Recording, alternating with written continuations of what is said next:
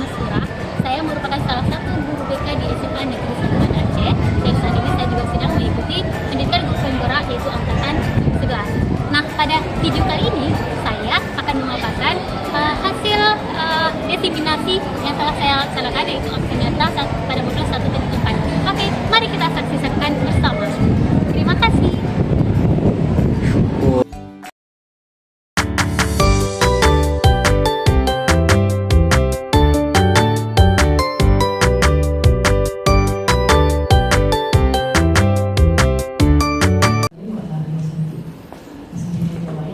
Segala puji bagi Allah yang mana pada hari yang mendung ini kita masih berkesempatan, kesehatan, tempat dan waktu dapat berkumpul di ruang meeting SMK Negeri 1.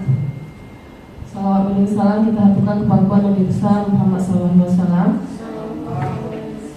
Dan dengan kehadiran beliau kita bisa merasakan indahnya Islam dan nikmatnya iman. Yang saya hormati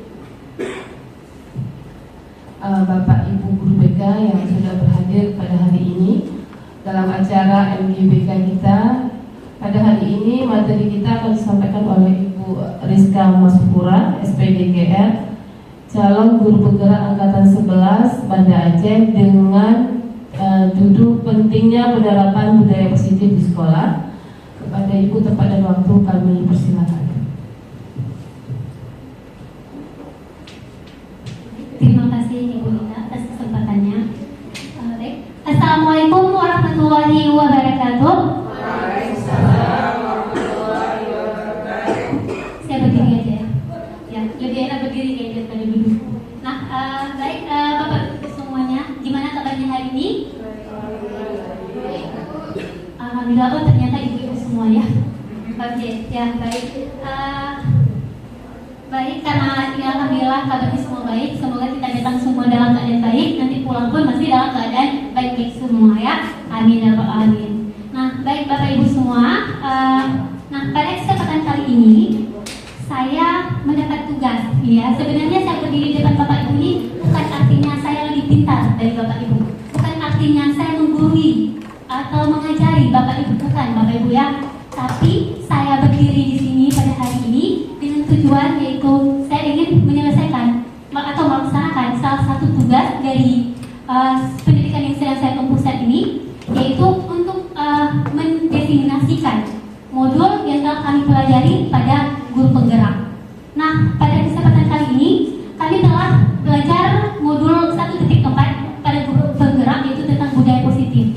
Maka oleh karena itu kami mendapatkan tugas untuk mendefinisikan ya, atau menyampaikan kepada Bapak Ibu semua tentang pentingnya penerapan budaya positif di sekolah. Nah, Bapak Ibu, sebenarnya untuk tugas ini kami boleh menyampaikannya kepada guru-guru di sekolah, warga sekolah, dan juga boleh kepada MGMP. Nah, makanya karena di sekolah kami kebetulan ada 5 calon guru penggerak, jadi kan tidak mungkin kelima kami harus menyampaikan hal-hal yang sama kepada warga sekolah. Maka oleh karena itu saya memilih untuk menyampaikannya kepada Bapak Ibu semua di MGBK ini. Nah, saya berharap semoga kita bisa bekerja sama di sini. Ya Bapak Ibu ya. Oke, seperti kata pepatah, tak kenal maka tak sayang. Bapak Ibu ya. Mungkin beberapa dari Bapak Ibu sekalian di sini sudah mengenal. Bahkan ada yang kakak letting, ada yang rekan kerja, ada yang adik letting dan sebagainya. Nah, tapi saya lihat juga masih ada wajah-wajah baru, bahkan saya pun belum kenal. Nah, jadi pada kesempatan kali ini izinkan saya memperkenalkan diri bahwa nama saya adalah Rizka Mesura. Saya sekarang menjadi guru BK di SMA Negeri 1 Banda Aceh dan kuliah di S1 Bimbingan Konseling FK Usia untuk pendidikan profesi gurunya di UNY. Dan karirnya alhamdulillah saya lulus 2017, dan selanjutnya pada 2017 hingga 2023 saya menjadi guru BK di SMA Lab School Usia. Nah, selanjutnya pada 2023 sampai sekarang saya sudah berpindah tugas, yaitu sudah di SMA Negeri 1 Banda Aceh. Dan saat ini saya sedang mengikuti pendidikan guru penggerak, dan inilah tugas yang sedang saya laksanakan. Mau tidak mau, suka tidak suka, harus saya lakukan. Baik Bapak Ibu, mohon kerjasamanya ya. Oke, kita masuk ke dalam ice breaking dulu ya. Karena ini udah jam 3, mungkin udah pada mengantuk ya. Jadi ada ini ya, Bapak Ibu bisa lihat sendiri. Nah, di slide telah saya tampilkan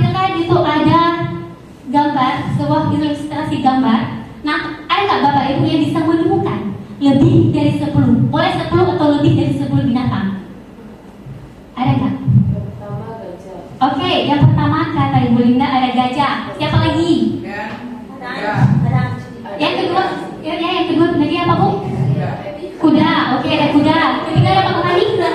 Ada anjing ya. Yang ketiga ada tikus dari bawah. Oke, ada apa lagi? Ada lumba-lumba. Kucing. Ada 6 ya, ada 6. Ada ular, oke. Ular, tadi kalau lumba-lumba sama ikan udah sama ya? Udah sama, berarti 7 udah. Ada ikan kecil. Oh ya, itu burung ya. Oke, ada burung, ada 8. Nyamuk, oke, ada 9 ya. Oke, ada lagi. Ada tikus, tikus tadi udah belum? Ada 9. Mana babi? Iya, kura-kura. Saya bilang kura-kura. Iya, kura-kura. Satu lagi yang belum ya? Semua. Satu lagi yang belum. 10 yang udah. Satu lagi yang belum. Lumba-lumba tadi udah.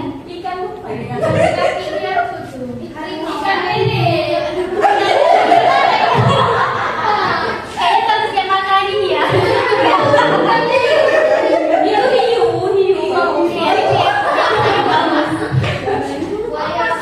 Buaya. Oke, ya benar. Ya benar ya. Ada 11 nanti semuanya. Mari kita lihat ya Bapak Ibu. Oke, benar nggak ya? Mari kita hitung. Nah, yang pertama ada ikan ya. Ikan apa tuh? Paus atau hiu? Ya, paus. Kemudian yang mulutnya itu apa? Kayak taringnya itu adalah buaya. Kemudian yang kayak matanya itu burung. Selanjutnya itu yang apa telinganya kura-kura. Ya. Selanjutnya juga ada kuda. Ada apa nih? Kucing. Ada anjing. Ada tikus, nyamuk, ular. Dan total keseluruhannya yang ke-11 adalah gajah. Nyamuk ini Bu, yang kayak cakung. Iya, nyamuk.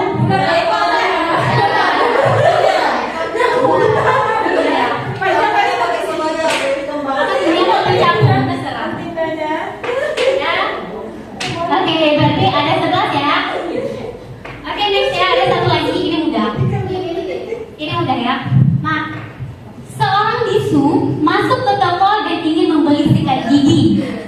Dengan menirukan orang menggosok gigi, ia berhasil mendapatkan keinginannya. Beberapa menit kemudian, ada seorang buta masuk ke toko yang sama. Ia ingin membeli kacamata hitam. Bagaimana dia mewujudkan keinginannya? Ada Bapak Ibu yang bisa menjawab?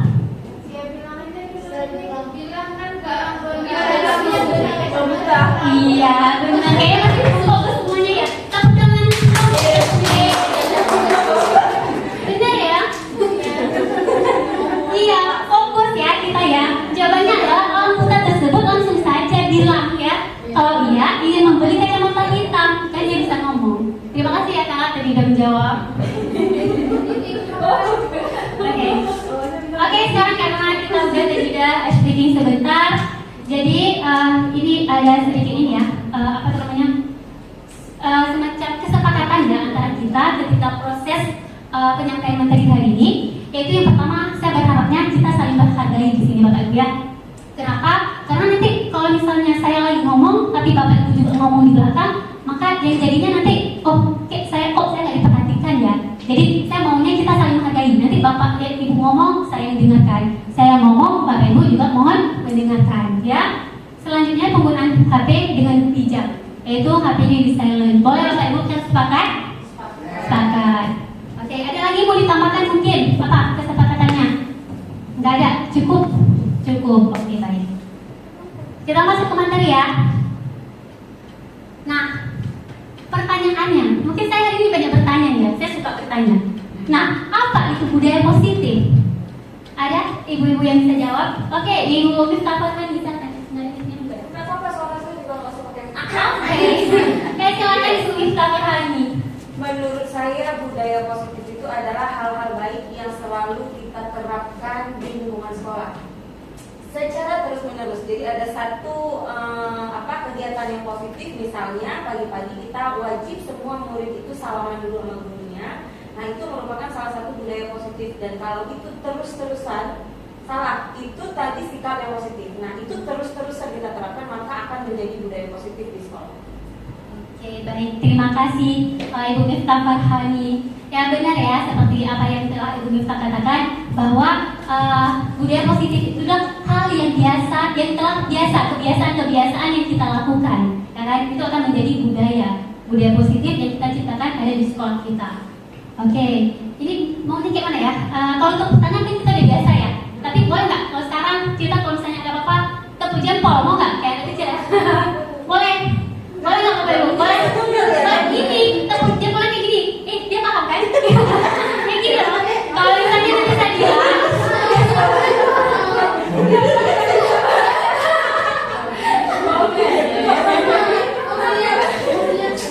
oke ya Bapak.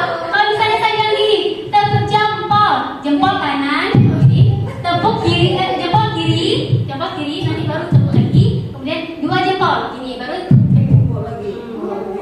Ya, ini karena saya bukan lagi ya.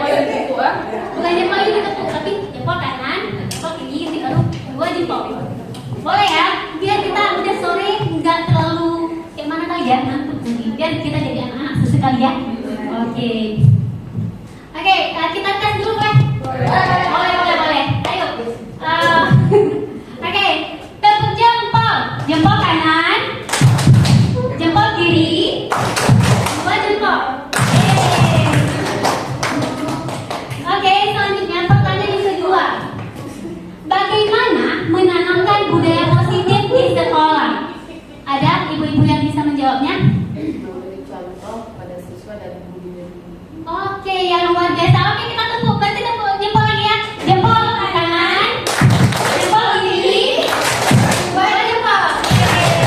Benar ya, seperti Ibu Linda katakan, ya, bahwa cara kita untuk menanamkan budaya positif di sekolah, yaitu dengan kita sebagai seorang guru harus memberikan contoh terlebih dahulu kepada siswanya. Gimana kita bisa menanamkan budaya positif kalau misalnya guru kita tidak memberikan contoh yang baik kepada siswa-siswa kita di sekolah. Oke. Sekarang baru kita mulai ini ya. Ini tadi yang udah Bapak Ibu sampaikan sudah benar. Dan sekarang ini apa yang telah saya masukkan ke dalam slide aja ya. Ini lebih lengkapnya. Nah, jadi budaya positif itu adalah budaya positif di sekolah merupakan nilai-nilai, keyakinan-keyakinan, dan kebiasaan-kebiasaan di sekolah yang berpihak pada murid agar murid dapat berkembang menjadi pribadi yang kritis, penuh hormat, dan bertanggung jawab. Nah, jadi itu yang dinamakan dengan budaya positif seperti yang dikatakan oleh Ibu Miftah Farhani tadi, yaitu kebiasaan-kebiasaan ataupun keyakinan-keyakinan yang berpihak kepada murid itu dan untuk berkembang untuk ini ya menjadikan pribadi yang kritis, penuh hormat, dan bertanggung jawab. Ya, Bapak Ibu. Selanjutnya kita masuk kepada konsep inti budaya positif. Nah, Bapak Ibu, sebenarnya pada modul budaya positif ini ada banyak sekali ya. Kami mempelajari modul budaya positif ini 2 minggu sebenarnya. Tapi untuk penyampaian materi hari ini saya hanya bisa sampaikan mungkin tidak semuanya. Jadi saya buat sesingkat-singkat mungkin. Saya ambil hanya 6 sub elemennya saja. Sebenarnya ada 8, tapi karena saya menurut saya waktunya tidak mencukupi. Jadi saya hanya mengambil yang pertama ada disiplin positif, yang kedua kebutuhan dasar manusia, yang ketiga motivasi perilaku manusia, keempat 5 posisi kontrol guru, kemudian yang kelima ada keyakinan kelas, dan keenam segitiga restitusi. Nah, saya ingin bertanya lagi. Nah, Bapak Ibu sekalian, di antara 6 materi yang akan kita bahas pada hari ini, kira-kira mana nih yang menurut Bapak Ibu saya baru lihat di sini? Sebelumnya saya nggak pernah lihat kata-kata ini. Ada nggak? Ada nggak? Atau semuanya memang udah paham dengan segitiga restitusi itu apa? Kemudian keyakinan kelas itu apa? Ada Bapak Ibu? Nomor 6. Segitiga restitusi ya Bu? Oke, iya. Sama ternyata kita ya. Saya juga baru mengetahui segitiga restitusi itu ketika saya mempelajari modul ini. Karena sebelumnya saya sangat awam juga dengan segitiga restitusi. Oke, jadi nanti kita akan mengupas apa itu segitiga restitusi. Ya Bapak Ibu? Kita bahas satu persatu, masuk ke disiplin positif. Nah, seperti yang ada di slide, mungkin kalau kita baca terlalu panjang ya. Kalau kita baca terlalu panjang, jadi langsung saja. Disiplin positif itu merupakan salah satu cara penerapan disiplin yang bertujuan untuk menumbuhkan kesadaran serta memberdayakan murid tanpa imbalan penghargaan atau reward, ancaman ataupun hukuman. Nah, Bapak Ibu, ini ya, saya tertarik di tanpa imbalan penghargaan itu, reward. Nah, di disiplin positif ini dia menekankan bahwa kita menciptakan disiplin positif kepada siswa tanpa memberikan reward. Sedangkan selama ini yang saya pahami sebelum saya juga belajar dalam modul ini, bahwa reward itu bagus ya kan? Mungkin ini ya, saya juga tanya dulu, Bapak Ibu di sini semua masuk kelas atau enggak? Karena kan kita beda, ada yang masuk kelas, ada yang enggak. Ada ya, masuk kelas Bu ya. Oke, Ibu-ibu di sini masuk kelas. Oke, nah berarti kalau masuk kelas mungkin saya juga masuk kelas baru-baru ini. Nah jadi yang saya lakukan juga sebelum saya pelajari modul ini, saya juga sering nanti kalau misalnya apalagi baru siap lebaran, masih ada sisa amplop-amplop cantik ya. Kalau siswa mungkin dia bisa jawab Pak, oh kasih gitu kan. Itu memang hal menurut saya, oh ini bisa meningkatkan motivasi siswa. Tapi ternyata ketika saya sudah masuk ke modul ini, ternyata kok salah ya yang selama ini saya terapkan. Ternyata itu nggak bagus. Untuk kita memberikan penghargaan kepada siswa berupa imbalan itu nggak bagus ternyata. Kenapa? Karena ternyata itu dapat ini ya, ada kecemburuan dari teman-teman yang lain. Kemudian juga jika seandainya nanti misalnya dalam sehari ini kita cuma menyediakan 2 hadiah saja. Sedangkan siswa mungkin sekarang ada yang boleh jawab, dan kita kasih, udah ada yang jawab, dan kita kasih. Nah selanjutnya yang ketiga, 4 sampai seterusnya nggak ada hadiah lagi. Dan terjadi apa? Nanti mereka malas dijawabnya. Karena apa? Nggak ada lagi hadiahnya. Gitu. Jadi menurut teori disiplin positif, memberikan imbalan, penghargaan atau reward itu tidak bagus Bapak Ibu. Kalau ancaman atau hukuman itu sudah pasti ya, kita semua tahu itu tidak bagus. Oke, selanjutnya. Boleh, kalau bisa atau langsung bertanya boleh.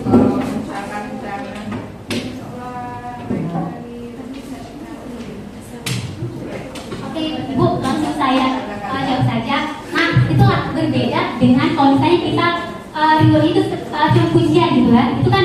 Itu kalau misalnya kita mau di wow, cantik sekali, wow, pintar sekali, wow, luar biasa, tepuk tangan, itu beda Bu. Dengan ini kan yang dimaksudnya tanpa imbalan penghargaan. Imbalan itu kan bendanya sesuatu ya, bukan berupa pujian. Beda kalau kita memberikan apresiasi, ayo kita tepuk tangan ini karena dia berhasil ini, itu beda. Itu insya Allah bisa meningkatkan. Karena kan itu kita tak terbatas. Berapa kali pun siswa menjawab, kita masih bisa memberikan apresiasi. Tapi kalau misalnya yang berupa benda, itu mungkin agak susah. Nah kita lanjut.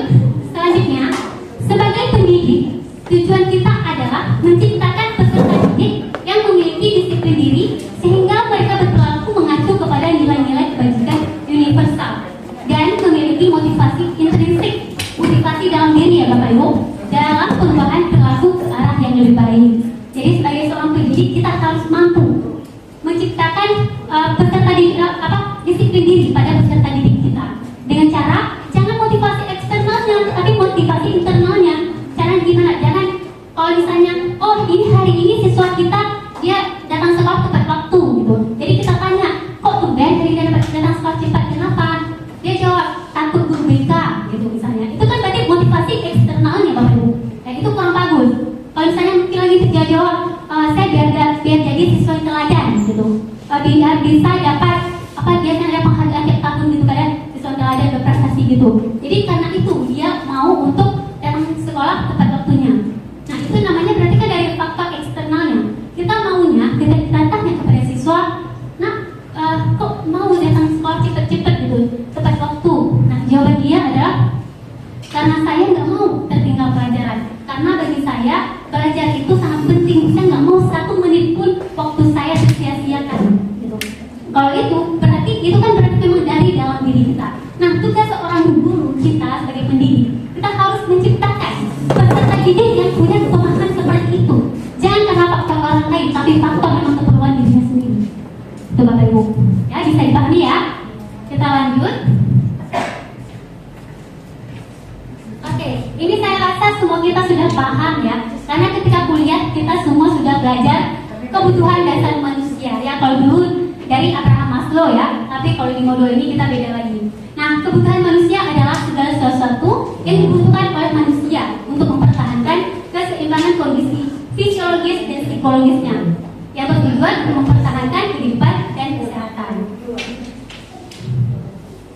Nah, jadi nih walaupun ini menurut 5 kebutuhan dasar manusia menurut William Glasser, yang pertama ada kebutuhan bertahan hidup. Ya, Bapak Ibu pasti sudah paham semuanya kebutuhan bertahan hidup itu apa. Kemudian kebutuhan akan kasih sayang dan rasa diterima, dan selanjutnya penguasaan, kebutuhan pengakuan atas kemampuan, kemudian kebebasan dan kesenangan. Nah, walaupun ini dari William Glasser, tapi dari Abraham Maslow saya rasa juga hampir sama. Ya kan, intinya sama juga. Oke, nah ini yang penting. Kenapa kita hari ini mempelajari kebutuhan dasar manusia? Nah, Bapak Ibu sadar nggak? Ketika seorang murid melakukan kesalahan, itu karena mereka gagal memenuhi kebutuhan dasar mereka. Percaya nggak seperti itu, Bapak Ibu? Percaya ya? Ya. Karena ternyata ketika kita rata-rata siswa yang nakal itu, contohnya di gambar mungkin ya saya buat cuma beberapa aja. Ya, siswa yang jam ngobrol ketika belajar, dan ada yang sedih, kemudian ada yang lain-lainnya. Nah, itu karena faktornya ada sesuatu kebutuhan dasarnya, kebutuhan 5 kebutuhan dasar tadi yang belum terpenuhi sama mereka. Nah, ini ada contoh yang saya buat.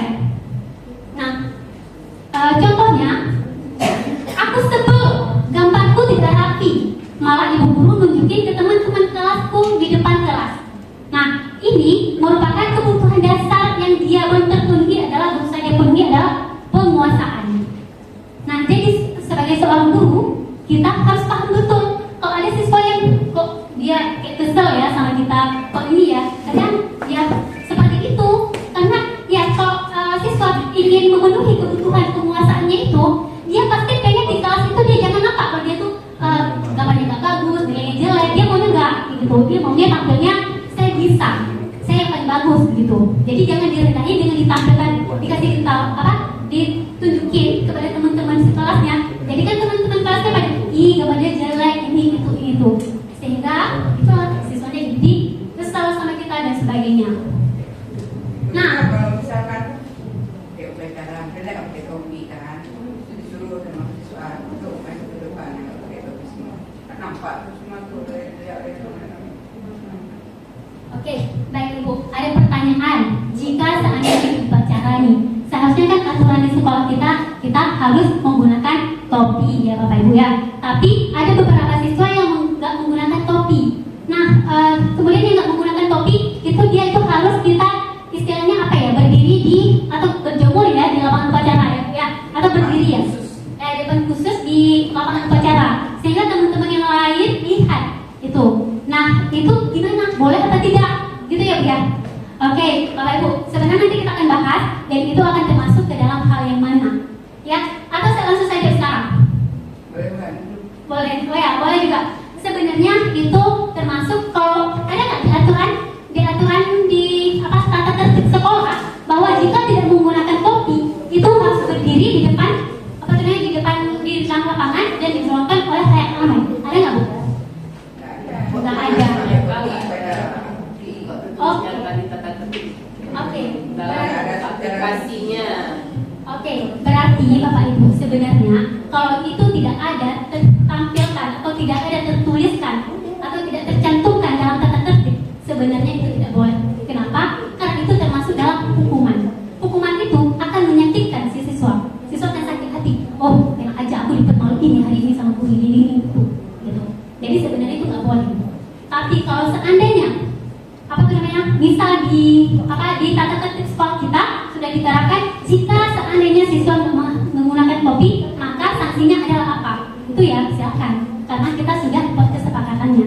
Berbeda dengan ya hukuman dadakan tiba-tiba ada itu nggak bisa sebenarnya. Oke, kita lanjut dulu Bu. Boleh Bu, bisa diterima?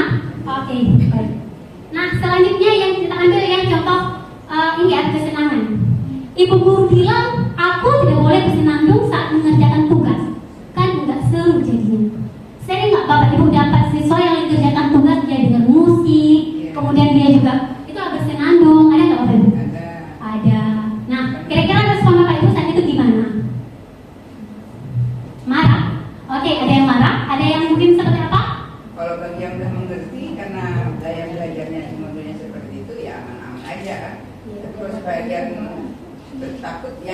materinya misalnya nih kan, saya gini-gini, dokter gini misalnya kan, marah gitu.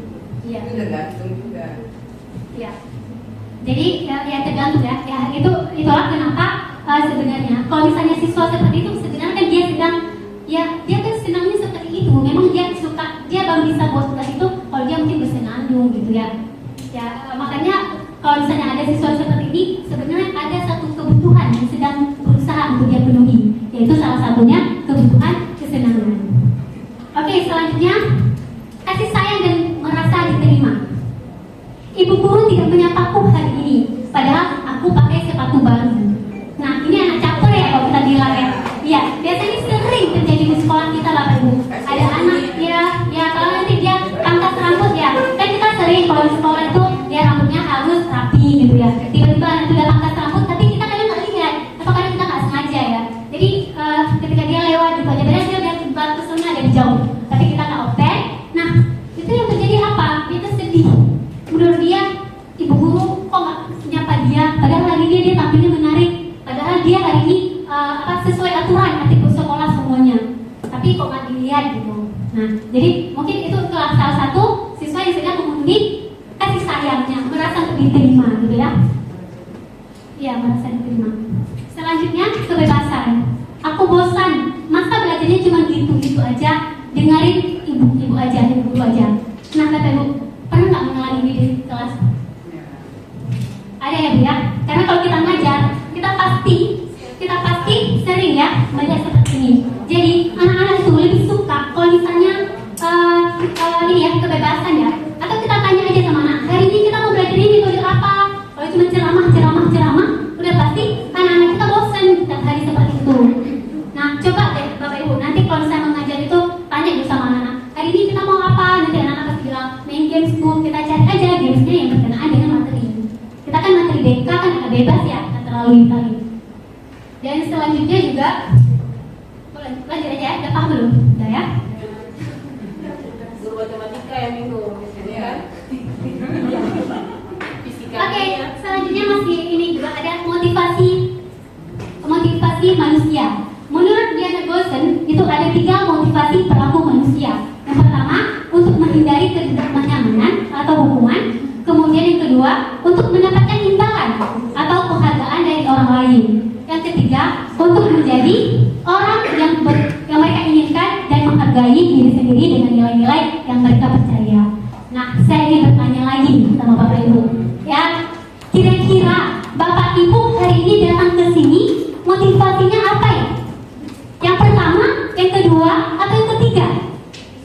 Ketiga, ada yang jawab ketiga. Ada yang motivasinya yang kedua atau ke satu? Ada nggak? Ada? Mungkin yang keduanya itu untuk mendapatkan imbalan, berarti untuk mendapatkan sertifikat mungkin. Ada nggak? Ada? Atau mungkin untuk menghindari ketidaknyamanan, mungkin karena kalau nggak datang nanti ditegur ketua GBK gitu. Ada nggak? Nggak. Berarti semuanya karena ini ya internal ya, karena pengen apa? Menjadi yang diinginkan dan menghargai sendiri dengan nilai-nilai yang mereka percaya, ya, yang kita percaya. Oke, berarti apresiasikan dulu dah kalau itu semua karena motivasi untuk kita ikut hari ini adalah dari dalam diri kita sendiri. Nah, selanjutnya ini yang katanya sedikit, ada konsep disiplin dengan identitas gagal dan ada yang dengan identitas sukses nanti. Kita lihat yang gagalnya dulu. Nah, yang pertama ada hukuman. Di sini Bu, yang tadi Ibu katakan itu termasuk di sini juga. Kenapa hukuman itu tidak boleh? Karena yang pertama menyakitkan. Itu kan pasti orang yang menerima hukuman itu menyakitkan. Oke, kita ini aja dulu. Hukuman itu adalah kalau pengertiannya, hukuman itu adalah kan peraturan yang tiba-tiba ada. Misal, siswa tidak mengerjakan PR, tiba-tiba kita suruh karena tidak mengerjakan PR keliling lapangan. Itu kan tidak ada tertulis. Jadi yang tiba-tiba kita buat. Dan itu atas sebelah pihak kita sebagai guru, bukan kesepakatan dengan siswa. Nah, jadi hukuman itu tidak dianjurkan untuk di disiplin di budaya positif ini. Nah, selanjutnya hukuman itu juga dapat membuat murid takut, memaksa, murid menyembunyikan kesalahan, kemudian murid menjadi rendah diri. Nah, selanjutnya kenapa penghargaan juga termasuk dalam identitas gagal? Nah, ini yang saya katakan tadi. Ternyata saya juga baru tahu penghargaan kita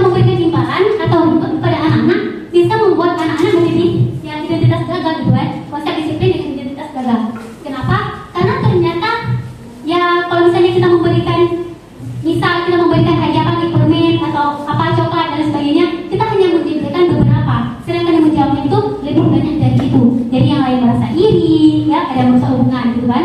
Kemudian juga ada bisa mematikan kreativitas. Kenapa? Karena ya si siswa tersebut gak mau jauh lagi, karena kan nanti yang dikasih juga cuma itu aja, habis itu cuma itu aja. Saya biasanya kan anak-anak di depan aja, ini berapa nggak dapat gitu. Jadi hal ini tidak baik Bapak Ibu. Tapi kayak mana tuh aku kan yang Oke, untuk jawabannya kita kayak di slide ini. Ya benar dia ya. Ya, jadi bagaimana caranya sih kita ubah identitas gagal itu menjadi identitas sukses? Nah, kita ganti hukuman menjadi konsekuensi. Bapak Ibu ya, hukuman itu kita ganti konsekuensi. Apa beda hukuman dan konsekuensi?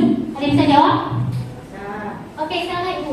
kalau hukuman ya seperti tadi sifatnya menyakiti, terus merusak hubungan, ya kan? Nah, tapi kalau konsekuensi kita ajak dia untuk berpikir dulu bahwa yang sikap atau perilaku ini benar nggak yang kamu buat ini. Kita berusaha menyadarkan dia tentang sikapnya dulu. Baru nanti di depan bagusnya ketika kamu berperilaku seperti ini, saya selaku guru saya harus apain kamu.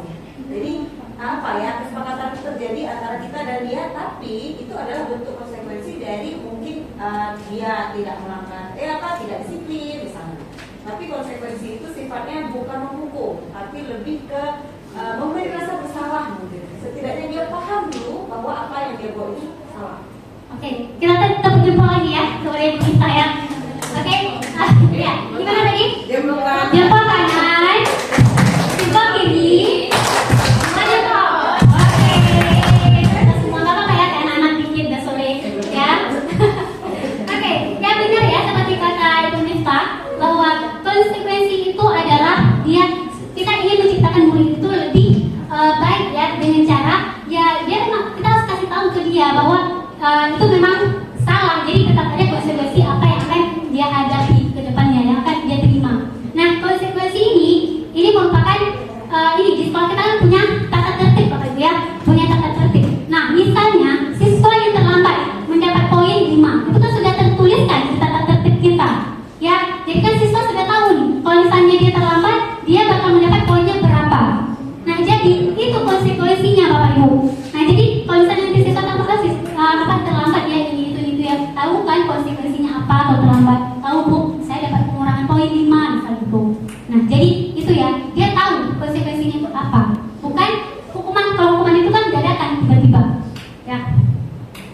Oke, selanjutnya adalah restitusi. Nah, kalau restitusi ini pengganti dari penghargaan Bapak Ibu. Kalau penghargaan tadi nggak boleh ya, itu bukan identitasnya gagal. Kalau identitas sukses itu restitusi namanya. Saya ini juga kata-kata baru. Mungkin bagi Bapak Ibu kata-kata baru nggak nih? Baru juga ya. Oke. Nanti ke depan kita bahas apa itu restitusi. Nah, jadi restitusi ini dia dapat menjadikan murid itu bertanggung jawab untuk perilakunya. Kemudian fokus pada pemecahan masalah jangka panjang. Murid menghormati dirinya dan orang lain. Kemudian juga dirinya memegang kontrol. Jadi bukan kita guru yang memegang kontrol. Bukan kalau misalnya konsekuensi tadi dia cuma menerima respon, kan udah ada aturannya. Kalau kita melanggar, berarti itu yang dia dapat. Kalau restitusi, kalau misalnya dia ada apa, kenapa, kemudian dia sendiri untuk menyelesaikannya. Jadi dia memegang kontrol itu. Oke, kita lanjut. Nah, ada konsep diri pendekatan restitusi, sebuah cara menanamkan disiplin positif pada murid. Nah, ini jawaban yang pertama tadi yang sudah kita ini ya. Tadi benar seperti kata Ibu bahwa kita sebagai guru dulu yang untuk memberikan contoh. Nah, cara memberikan contohnya apa? Kita harus menerapkan restitusi ini. Nah, restitusi itu adalah proses menciptakan kondisi bagi murid untuk memperbaiki kesalahan mereka sehingga mereka bisa kembali pada kelompok mereka dengan karakter yang lebih kuat. Nah, jadi walaupun misal ini contohnya lebih ke konselingnya, terus ini lebih ke konselingnya. Kita membantu ketika siswa mempunyai satu masalah, kita tidak, kalau misalnya guru mapel, karena kita gini materinya sudah umum, bukan untuk BK aja.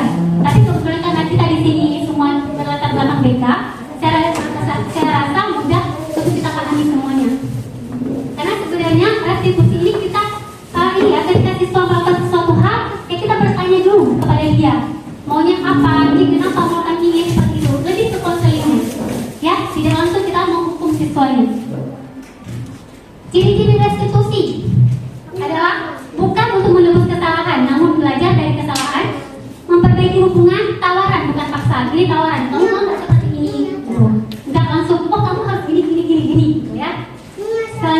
juga restitusi menuntut untuk melihat ke dalam diri. Restitusi mencari kebutuhan dasar yang mendasari tindakan. Jadi kita cari tahu dulu apa sih yang apa kebutuhan dasarnya yang terpenuhi.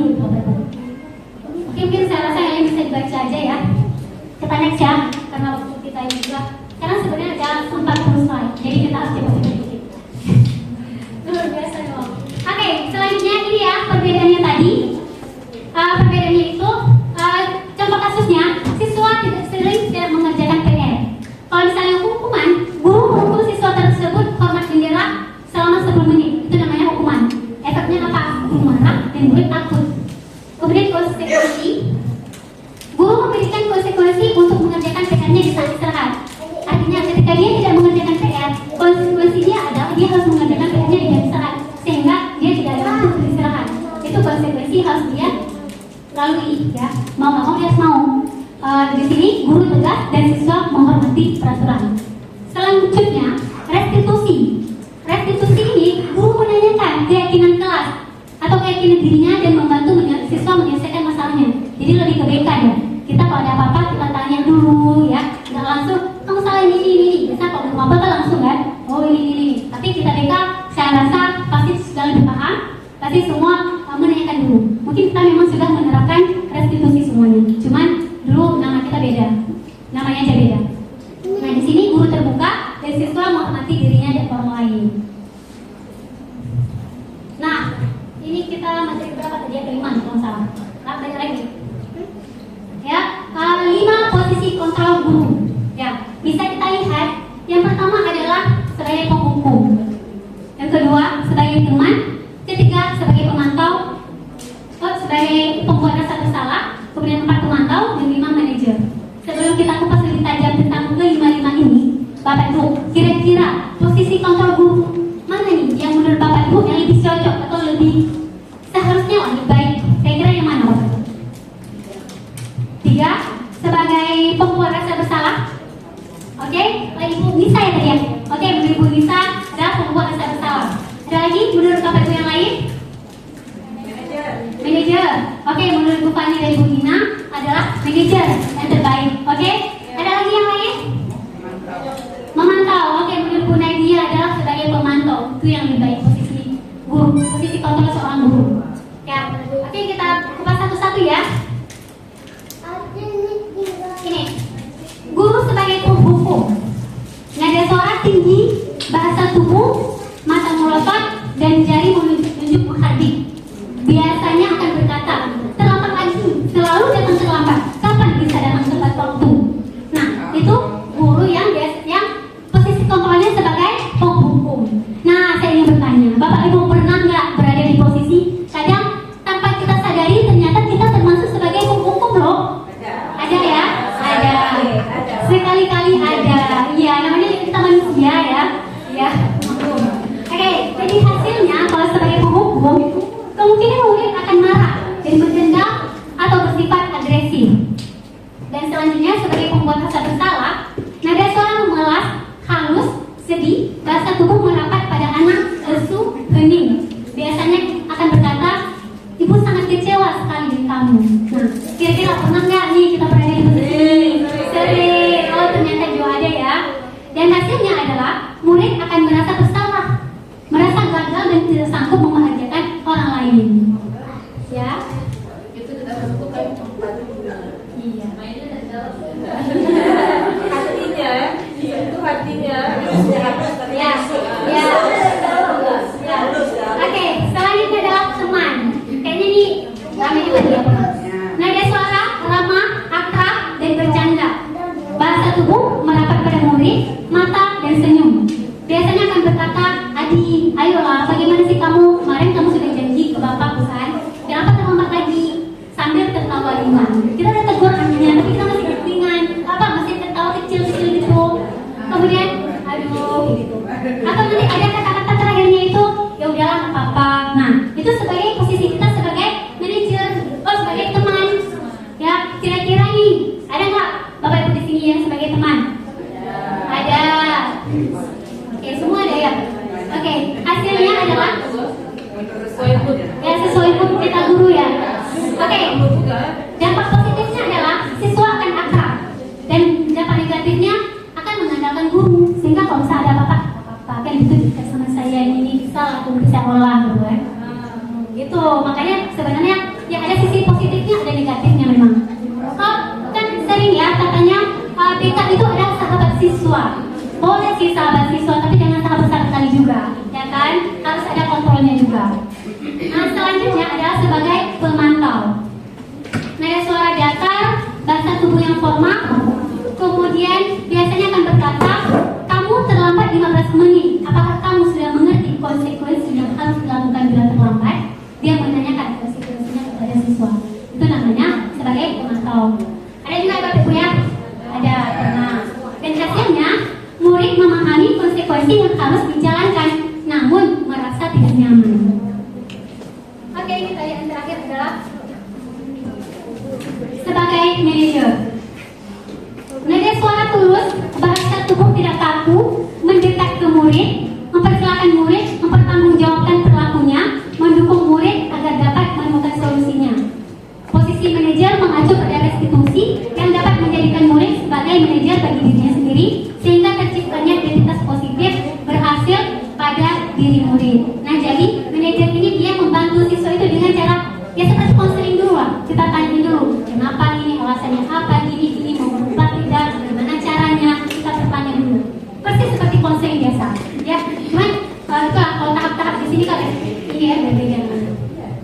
Oke, hasilnya adalah murid bertanggung jawab dalam menyelesaikan masalahnya sendiri dan didampingi oleh guru. Jadi di sini guru memang cuma untuk mendampingi aja, yang menyelesaikan itu siswa itu sendiri. Ini gak usah lagi ya, karena tadi udah nih contoh penerapan. Kita next saja ya. Oke, kita masuk ke sini. Tadi Bapak Ibu semua sudah ini ya, kata Bapak Ibu semua ada jam masuk kelasnya. Berarti semua kita ada masuk kelas. Nah, Bapak Ibu, ini ada pertanyaan. Kita kan sekarang bahas tentang keyakinan kelas. Mengapa keyakinan kelas? Mengapa tidak peraturan kelas saja? Ada yang tahu? Oke, dan minta. Ya, oke, nggak boleh siapa aja. Siapa nih? Apa nih?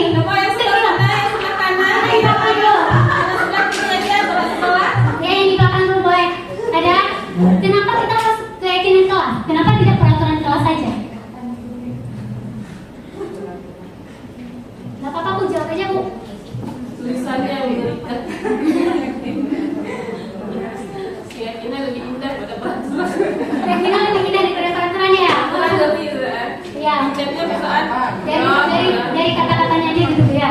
Oke, ada mungkin ya? Oke, yang depan. Bu Eri. Ini Bu Eri. Bu Eri. Boleh lah. Boleh. Apa-apa Bu, boleh apa? Oke, dari katanya aja udah ada perbedaan. Kalau yang namanya kelas berarti mungkin anak-anak bisa lebih ringan menjalankan. Tapi kalau namanya peraturan kelas ada perasaan tertekan atau tidak, misalnya seperti hukuman dan konsekuensi kan. Kalau hukuman itu kan memberatkan. Tapi kalau misalnya begitu juga ya, kalau dia ringan dia merasa memiliki. Tapi kalau peraturan itu jadi bukan, jadi tidak disukai. Oke, berarti menurut Ibu Heri dari katanya saja ya, keyakinan kelas itu lebih ringan dan lebih mudah untuk didengar oleh anak-anak. Jadi lebih mudah untuk dijalankan sepertinya daripada peraturan. Karena peraturan kita lihat aja dari namanya aja lebih ke berarti kayak lebih ke hukuman atau konsekuensi kan dia. Oke, yang menurut Ibu Heri. Oke, tepuk tangan dulu Ibu Heri. Saya aja Bu, ya, boleh nanti yang lagi. Oke, silakan. Ibu minta ini. Ya. Oke, silakan. Kalau menurut saya, keyakinan itu kita buat bersama. Kita yakini bersama bahwa ini adalah aturan yang akan kita pakai selama pelajaran ini berlangsung. Tapi kalau peraturan hanya maunya saya aja, tidak ada kesepakatan di dalamnya. Jadi mungkin anak-anak juga pada saat penerapannya itu merasa terpaksa karena saya merasa tidak menyepakati ini. Tapi kalau keyakinan ini sudah kita buat bersama aturannya, kita juga sekaligus merancang konsekuensinya apa kalau nggak mengikuti. Jadi ketika ada yang membuat kesalahan dan menjalani konsekuensi, mereka ikhlas karena itu kita sepakati bersama. Benar sekali ya, tepuk tangan lagi. Ya, benar ya. Benar juga ya seperti yang disampaikan oleh Bu Nita bahwa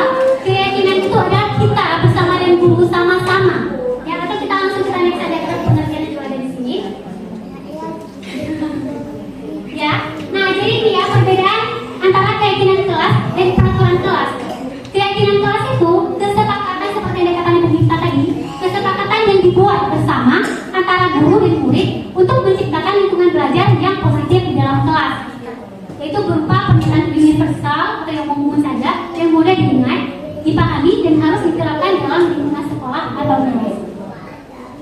Sedangkan peraturan biasanya dibuat oleh guru tanpa melibatkan siswa, jadi lebih bersifat terikat dan memaksa.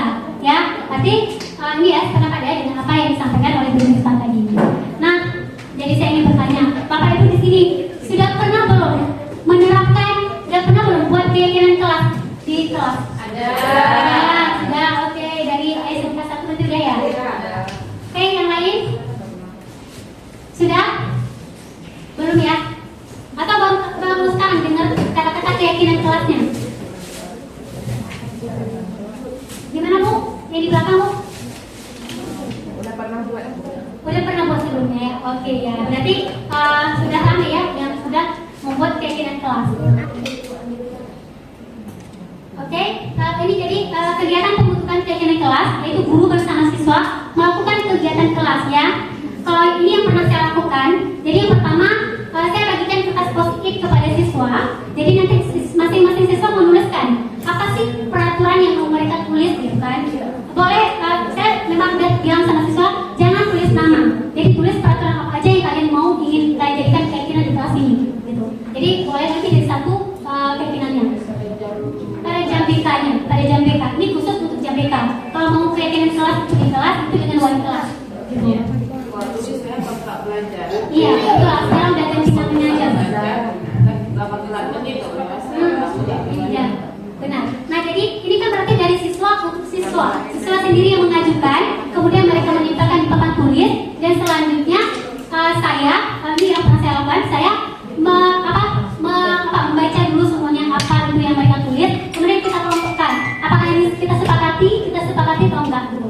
Jadi setelah dari itu nanti baru kita peroleh apa keyakinan kelas yang dapat dari 36 siswa, mungkin nanti bisa dapat 8 keyakinan kelas karena rata-rata lebih sama yang dikasih sama guru. Oke, ini saya rasa kita naik saja hampir sama. Nah, ini yang pernah saya lakukan keyakinan kelasnya. Saya pernah, tentu ya, keyakinan kelas itu berbeda. Kelas saya mengasuh 3 kelas, kelas 11, 10, 2, 10, 3. Tentunya untuk kelas 10, 3 itu ada 2, 4, 6, 7 ya, 6, 7.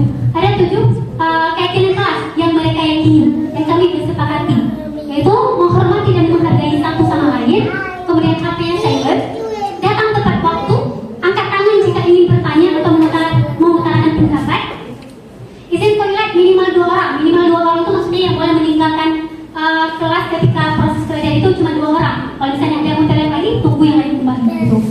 Kurang lebih itu 3 menit. Kemudian bersikap jujur dan tanggung jawab, bekerja sama dengan teman dan menjaga aman kelas. Itu untuk kelas 10-3. Untuk kelas 11 tentu berbeda lagi. Mereka mengajukan hadir tepat waktu dan memakai seragam sesuai aturan, menggunakan HP dengan bijak, saling menghargai, saling membantu, dan saling kompak. Kemudian meminta izin kepada guru ketika ingin keluar kelas, menjaga suasana kelas tetap kondusif, aman dan nyaman. Ice breaking, ini luar biasa nih orang minta ice breaking, video pembelajaran, dan kerja kelompok. Jadi yang mau nggak mau ketika saya masuk ke kelas itu saya harus menyediakan itu. Ya kalau untuk tugas kelompok saya udah kasih tahu ke anak-anak, mungkin tidak bisa setiap minggunya. Tapi untuk ice breaking itu saya harus kompak cari gitu ya, karena permintaan anak-anak. Selanjutnya untuk kelas keyakinan kelas 10-2 ini lain lagi, yang berbedanya ini lebih ke ini ya, menghormati guru dan menghargai teman yang sedang mengungkapkan pendapat. Kemudian juga guru bersikap adil, ice breaking, games ketika belajar. Jadi anak-anak nanti mintanya itu ya keyakinan kelas ini nggak hanya untuk cuma siswanya aja, tapi untuk gurunya juga. Jadi mereka meminta ibu maunya nanti ketika ibu ngajar, ibu jangan cuma di depan aja bu, perhatikan kami di belakang. Itu kata anak-anak. Jadi mereka mau gurunya itu harus adil. Jadi saya kasih tahu sama anak-anak, ingatkan ibu jika seandainya ibu lupa nanti. Tapi ini keyakinan kelas yang udah disusun ini, setiap masuk itu akan saya tampilkan di slide. Jadi setiap hari saya ingatin anak-anak. Nah jadi menurut saya hal ini lebih mudah. Kita kontrol anak-anak. Kenapa? Ini sudah saya terapkan di kelas baru 2 minggu, ya.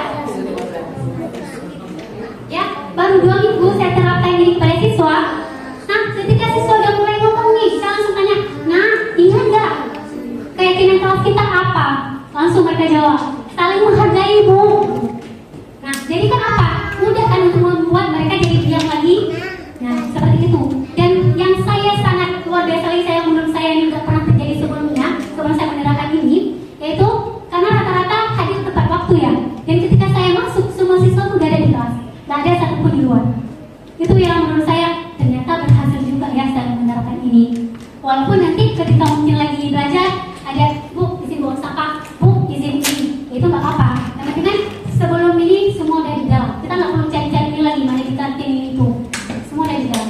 Makanya saya berharap nanti ke depan bapak ibu juga bisa membuat kegiatan kelas bagi yang ada masuk kelas. Ya.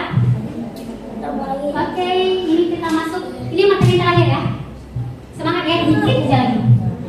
Ya, ini nama yang tadi kita asing, yaitu segitiga restitusi. Saya juga baru 1-2 minggu yang lalu ini baru saya mengenal segitiga restitusi ini, yaitu suatu proses dialog yang dijalankan oleh guru atau orang tua agar dapat menghasilkan murid yang mandiri dan bertanggung jawab dalam menyelesaikan masalahnya. Kalau kita pikir-pikir, kalau kita baca-baca dan telaah, ternyata ini hampir sama dengan bimbingan konseling, proses konseling, ya Bapak Ibu ya. Sama nggak? Sama ya, proses dialog tujuannya untuk membantu siswa, ya. Kemudian kita sebagai apa? Kita hanya memfasilitasi, namun yang menyelesaikan masalah itu adalah siswanya sendiri, ya. Sebenarnya cuma berganti namanya aja. Nah, tujuannya adalah menghasilkan murid yang mandiri dan bertanggung jawab. Nah, jadi ada 3 tahapan penerapan segitiga restitusi. Yang pertama, menstabilkan identitas, menjadikan kesalahan sebagai suatu bagian dari proses pembelajaran.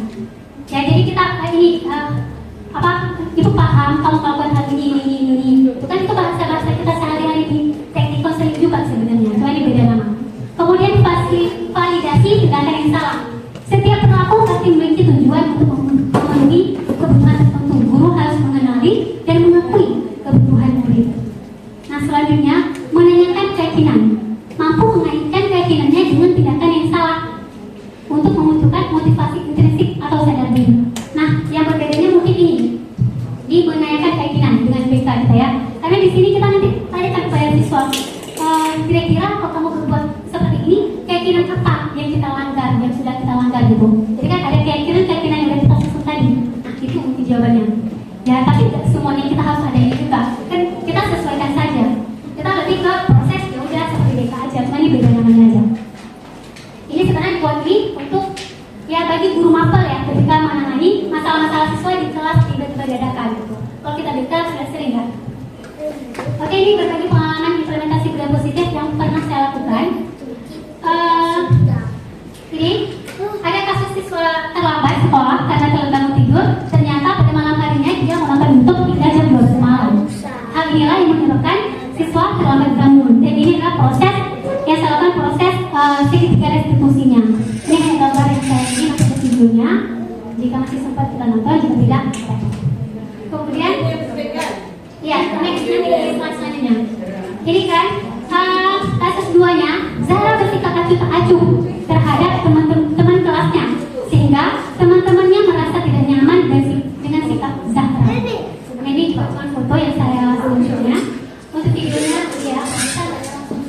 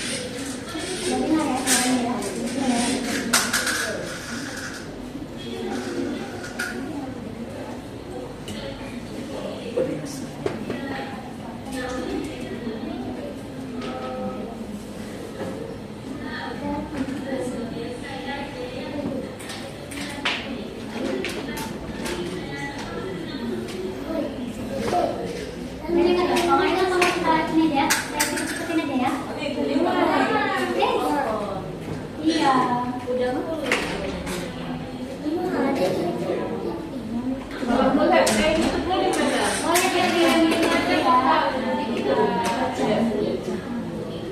Oke, saya dulu.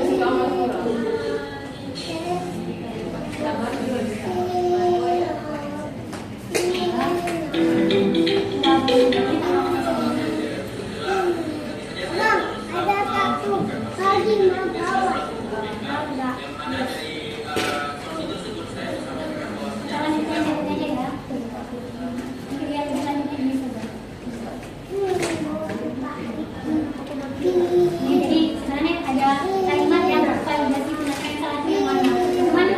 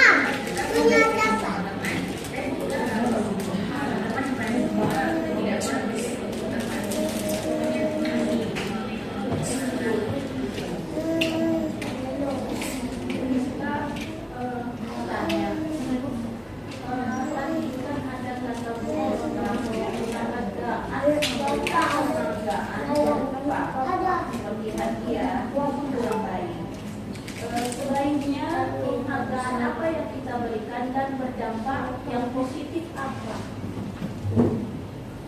Oke, baik, terima kasih Bu Bintang yang sudah bertanya. Iya ya, ini ya, kalau misalnya tadi kan saya sempat mengatakan ya bahwa penghargaan seperti imbalan atau memberi hadiah itu kurang baik gitu ya, karena bisa menyebabkan apa tadi konsep disiplin identitas gagal. Ya, kenapa hal ini bisa gagal? Karena ini tadi Bu, kalau misalnya kita memberikan dan memberi hadiah, sudah pasti kita tidak menyajikan hadiah untuk bisa kita masuk ke kelas 36 siswa. Ke 36 nya nggak mungkin ya kita sediakan. Pasti kita sediakan itu hanya berupa 2 atau 3. Nah jadi mungkin yang siswa pertama, kedua, ketiga yang bisa menjawab kita bisa memberikan. Tapi untuk selanjutnya siswa mungkin nanti di pertengahan pembelajaran kita memberikan lagi pertanyaan. Dan siswa lain bisa jawab. Ternyata hadiahnya udah habis. Jadi kalau bisa kita berikan, terjadi apa? Terjadi kecemburuan sosial. Dan nanti kemudian bertanya, atau mungkin kita mau yang tercepat, misalnya siswa, pasti yang tercepat itu yang depan. Yang belakang itu pasti nggak dapat. Jadi anak-anak merasa kok dia aja yang dapat. Gitu. Kemudian juga nanti gini Bu, bisa seperti tadi ada di slide juga mematikan kreativitas itu. Karena kenapa dia berpikir, oh ngapain cepet-cepet jawab, nggak ada hadiah gitu.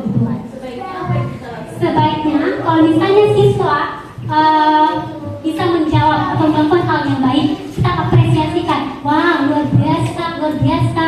Sebaiknya dipertahankan ya, kalau bisa ditingkatkan lagi gitu. Kita apresiasikan itu, atau kita beri rewardnya dengan kata-kata, tidak berupa barang.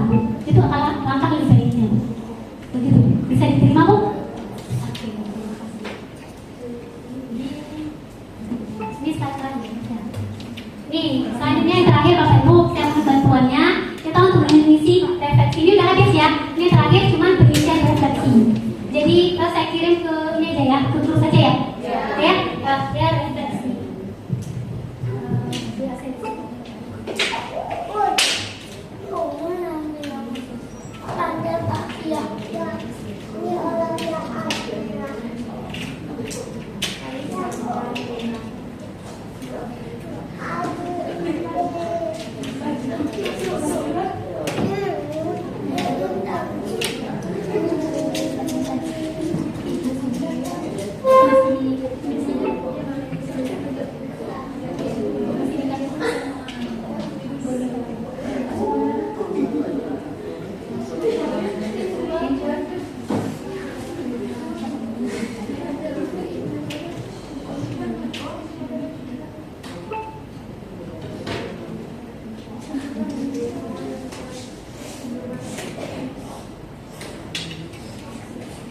Nanti Bapak Ibu, saya mohon ini ya, ini yang terakhir sebelum kita pulang, saya isi dulu ya sebentar.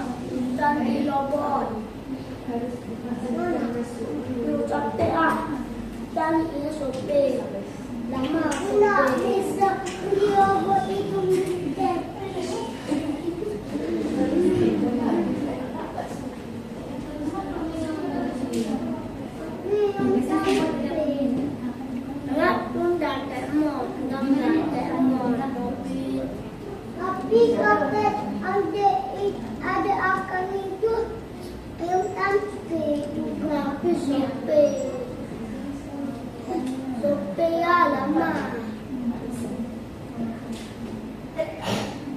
Jam apa ya? 4 kita menang. Nyata sudah berada.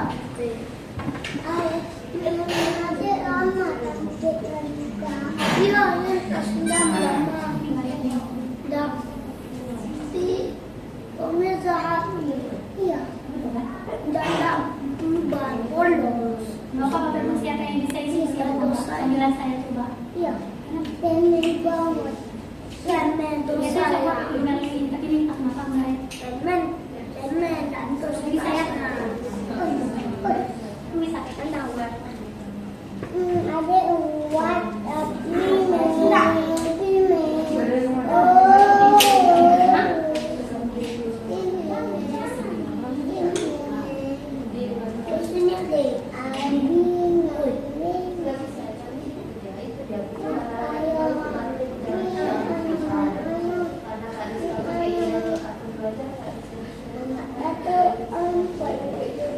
Ini bisa coba ke dalam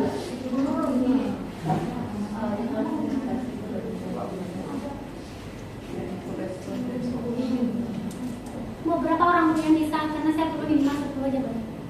Enggak, ada nggak? Berapa orang yang bisa masuk? Tiga bisa masuk. adik-adik nangis sekolah nangis adik main tidak nangis. Bisa kan? Bisa di sini. Perlu di sini ya. Ada jumlahnya nggak?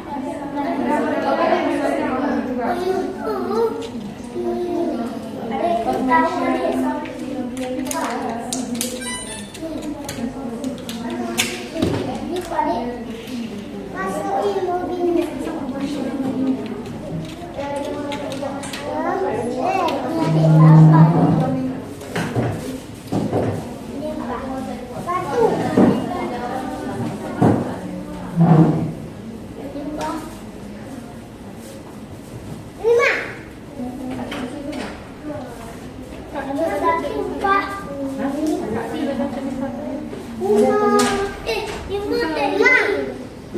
Mbak lima apa? Udah lima teknik.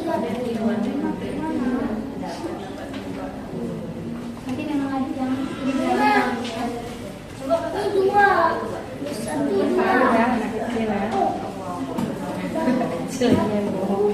Dua. Iya. Dua. Dua. Lima.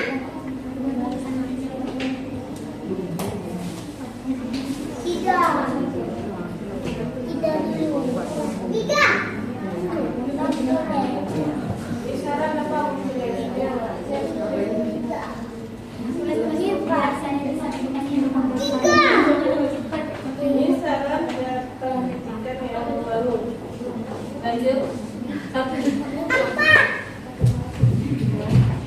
Oke, Bapak Ibu udah ngisi kan refleksinya? Oke baik, saya ucapkan terima kasih kepada Bapak Ibu yang sudah bersedia mengisi. Dan berarti dengan berakhirnya pengisian refleksi ini, berarti untuk materi kita hari ini cukup sampai di sini ya? Atau mungkin ada Bapak Ibu yang masih ingin bertanya? Ada? Atau sudah cukup? Sudah cukup, berarti untuk hari ini kita cukup sampai di sini.